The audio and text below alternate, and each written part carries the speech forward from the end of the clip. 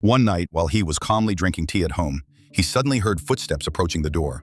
Feeling suspicious, he slowly walked toward the door. He asked, "Mr. Bruner, is that you?" But there was no response.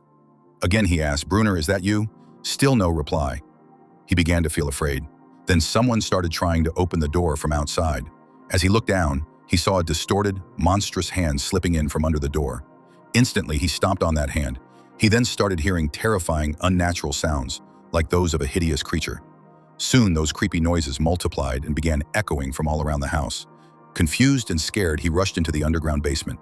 After some time, when everything went silent, he peeked through a small gap in the basement door. Suddenly, a horrific creature's face appeared, staring right at him.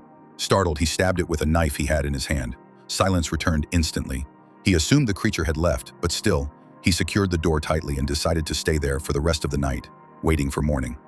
At sunrise, he cautiously stepped outside and noticed strange footprints on the ground, unlike any animal or human. As he followed the trail, he realized all of them led back to the sea. That's when it hit him. Those creatures came from the ocean, and they might return. Realizing this, he reinforced the house, locking it down tightly, making weapons, and even preparing all the household items to burn if needed. He poured kerosene on them in advance. Inside a box that had been brought for him earlier, he discovered a gun and bullets, which gave him a great sense of relief. That night, he stayed alert, waiting for the creatures to return. As expected, several distorted creatures emerged from the sea, and he prepared to confront them.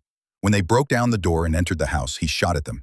But seeing they couldn't be stopped easily, he grabbed the fire, lit the kerosene-soaked items, and set them on fire. The creatures couldn't bear the flames and retreated. But then came the twist. The house was made of wood, and it started burning too. Though he tried, he couldn't control the fire. Wrapping himself in a blanket, he jumped out and ran to hide behind a large rock nearby. Just then, it started to rain, bringing him a huge sense of relief.